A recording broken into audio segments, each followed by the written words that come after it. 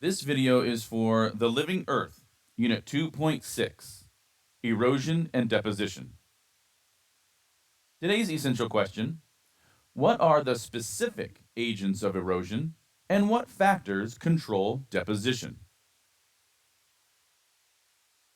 Our first main idea: methods of sediment transport. Sediments are transported from one location to another by several methods. Water is by far the most powerful means of eroding sediment. Bed load describes the sediment carried in rivers. How sediment is eroded in the bed load depends on the speed of the water and the size of the sediment grains. Rivers carry their bed load by three processes: traction, siltation, and suspension. Traction occurs when water does not have enough energy to pick up the sediment grains. Instead, the water slides or rolls the sediment particles along the riverbed. Siltation occurs when the water has only enough energy to pick up the sediment grains and transport them short distances. As the water slows down, the sediment grains are deposited on the riverbed. This process is repeated over and over again. The sediment grains appear to skip or hop across the bottom of the riverbed. Suspension occurs when the speed of the water is fast enough to pick up the sediment grains and transport them for long distances. The water is too energetic to permit small sediment grains to fall out of the current. Fine particles suspended in water require very calm conditions to be deposited.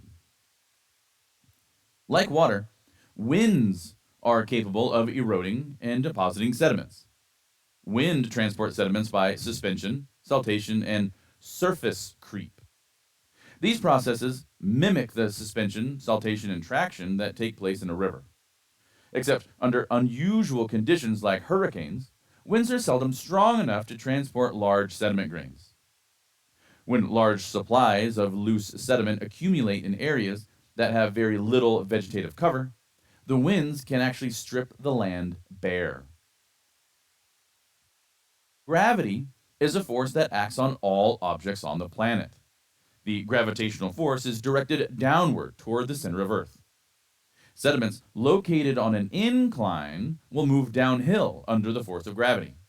The steeper the incline produces greater movement and can lead to increased erosion. Gravity is responsible for the mass movement of sediment of all sizes during rockfalls, landslides, and mudflows. Ice is another mechanism for eroding sediment.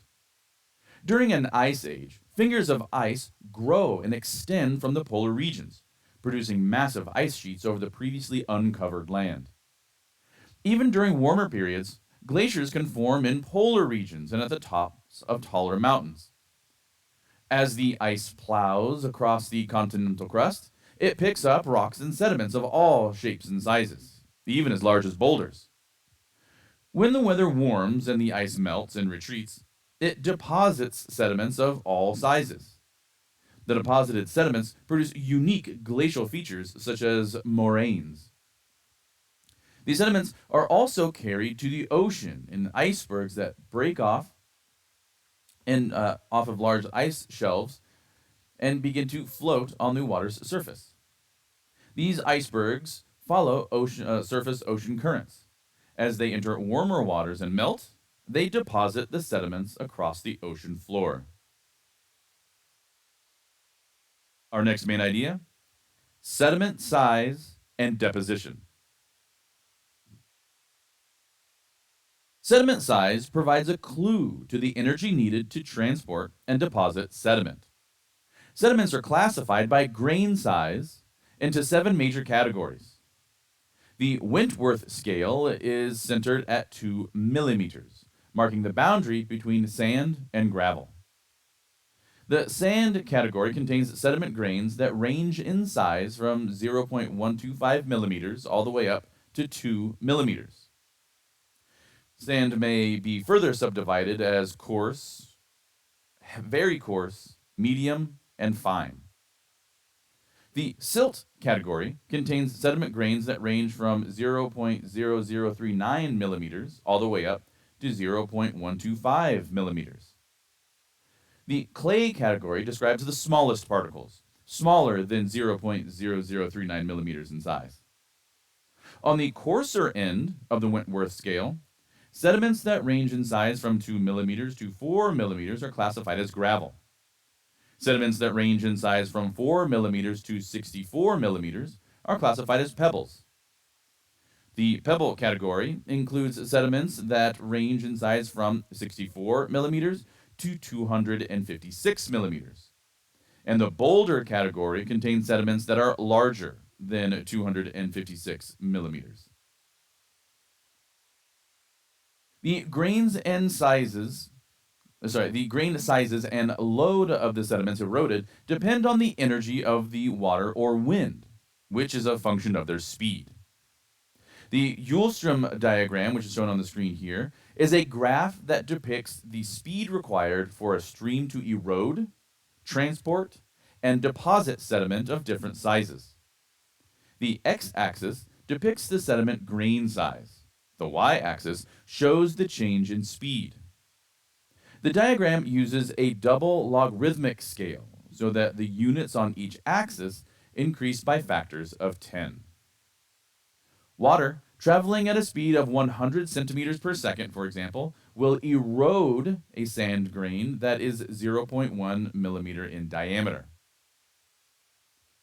If the water slows to 10 centimeters per second, it will not be strong enough to pick up additional sediment grains of that size, but it can still transport the grain in the direction that the water is flowing. As the water slows below 1 centimeter per second, it does no longer have enough energy to transport the sediment grain. At this point, the grain will fall out of the water and be deposited. When examining Eulstrom's diagram, it is clear that fine-grained sediments like clays and silts require lower water speeds to be eroded or transported than do sand grains.